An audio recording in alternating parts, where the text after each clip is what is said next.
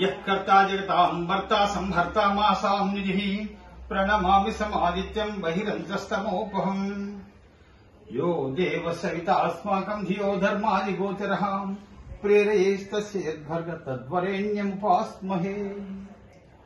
సోమవారం నిర్జల ఏకాదశి జ్యేష్ఠ శుద్ధ ఏకాదశి నాడు 17 జూన్ 2024 గాయత్రి జయంతిగా జరుపుకుంటాం. విశ్వామిత్ర మహర్షి గాయత్రి మంత్రాన్ని దర్శించి ప్రపంచానికి పరిచయం చేసిన రోజు గాయత్రి జయంతి. విశ్వామిత్రుడు తన అస్త్ర శస్త్రాలన్నింటినీ ఉపయోగించి వశిష్ఠుని ముందర అవన్నీ నిర్వీర్యమైపోయినప్పుడు అన్న మాటలు, దిగ్బలం క్షత్రియ బలం బ్రహ్మతేజో బలం బలం ఏకేన బ్రహ్మదండేన సర్వాస్త్రాన్ని హతాని, అన్నిటి ముందర అన్ని యొక్క వశిష్ఠుని యొక్క బ్రహ్మదండం ముందర అన్ని కూడా వ్యర్థమైపోయింది. అంటే వశిష్ఠుని యొక్క బ్రహ్మదండము అంటే ఇక్కడ బ్రహ్మదండము అంటే వై ఆకారంలో ఉన్నటువంటి కర్ర ముక్క కాదు. వశిష్ఠుడు తన జీవితాన్ని ధారపోసి సంపాదించినటువంటి తపోశక్తి, జపం చేసి సంపాదించినటువంటి మంత్రశక్తి ముందర ఇవన్నీ అస్త్రశస్త్రాలన్నీ కూడా వ్యర్థమైపోయింది.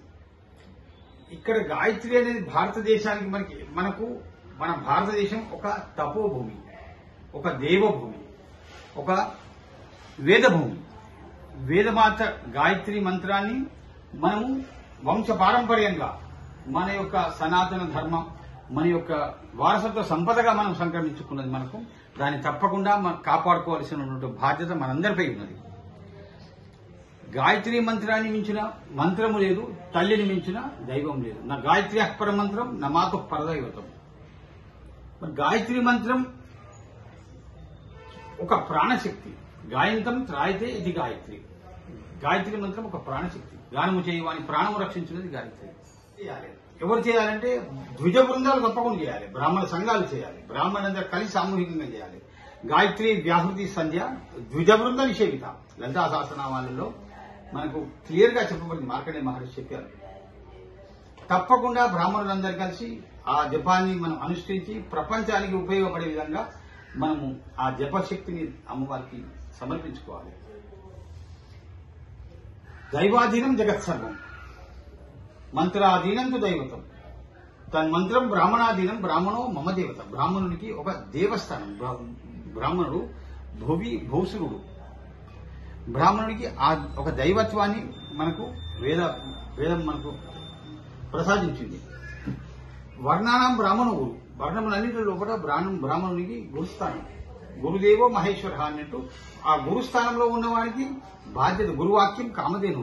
గురువు ఏ మాట మాట్లాడినా గాని దానికి ఒక అథారిటీ ఉంటుంది. ఉర్దూలో దాన్ని ఫత్వా జారీ చేయడం అంటారు. సో తప్పకుండా బ్రాహ్మణుడు తన యొక్క కర్తవ్యాన్ని నిర్వహించాలి. తప్ప షడ్భాగమక్షయం మనము అని కాళిదాస్ చెప్పినట్టు మనం చేసిన జప తప హోమ యజ్ఞ యాగాదులన్నింటిలో దాని యొక్క ఫలం 6వ భాగం ప్రజలకు, రాజుకు, ప్రభుత్వానికి, ప్రపంచానికి చెందుతుంది. అందరి కోసమైన లోక కళ్యాణం కోసమైనా బ్రాహ్మణుడు తన యొక్క తపోశక్తిని పెంచుకోవాలి, వృద్ధి చేయాలి. మరి ఎట్లా వృద్ధి చేయాలి? మన సంతోషణం శౌచం, మౌనం మంత్రార్థ చింతనం, అవ్యక్తత్వం, అనిర్వేదం, జప సంపత్తి హేదవ. ఇవన్నీ మౌనంగా దాని యొక్క అర్థాన్ని తెలుసుకొని మనని చేస్తూ శుచిగా శుభ్రంగా మనసులో వేరే ఆలోచన లేకుండా జపం చేస్తే తప్పకుండా ఆ జపం వృద్ధి చెందుతుంది. రేపు ఈ సనాతన ధర్మం మీద ఒక మూకుమ్మరి దాడి చేయడం అనేది ఒక ఆనవాయితీ అయింది, ఒక ఫ్యాషన్ అయిపోయింది.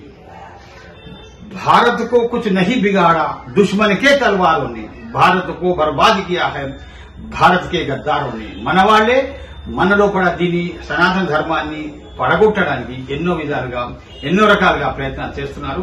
వాటన్నిటినీ మనం ఒక ఆధ్యాత్మిక సైనికుల్లా ఆధ్యాత్మిక సంపదను పెంచి భారతదేశాన్ని విశ్వగురువుగా నిలబెట్టినటువంటి బాధ్యత మనందరి మీద ఉంది.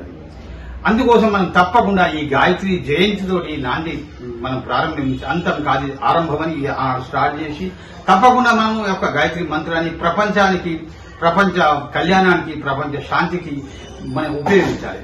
మరి మీరే బ్రాహ్మణులు చేస్తే మేమెట్లా చేయాలని ఒక ప్రశ్న వస్తుంది. దానికి వేదవ్యాస మహర్షి దేవి భాగవతంలో సర్వ గాయత్రి మంత్రం అని ఒక గాయత్రి మంత్రాన్ని శ్లోక రూపంలో చెప్పారు. సర్వ చైతన్య రూపాంతాం ఆద్యాం విద్యాం చ ధీమహి బుద్ధిం జ్ఞాన ప్రచోదయ. ఈ మంత్రం శ్లోక రూపంలో స్వరభేదం ఉండదు. దీన్ని ఎవరైనా స్త్రీలు గాని పిల్లలు గాని ఎవరైనా గాని దీన్ని చదవవచ్చు. అన్ని కులాల వాళ్ళు దీన్ని చదవడానికి అవకాశం ఉంది.